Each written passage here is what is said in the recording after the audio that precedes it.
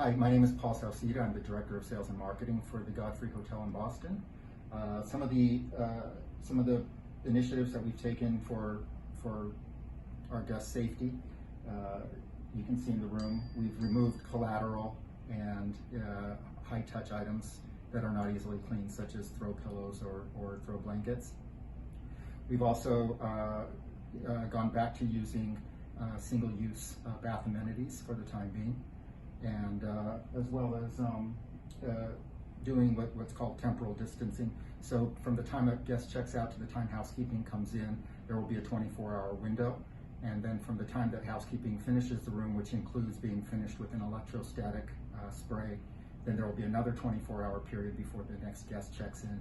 We are not doing regular housekeeping service during the stay to limit the amount of human contact in the room, but anything, towels or any additional amenities that somebody needs, we're happy to deliver or take care of any special requests.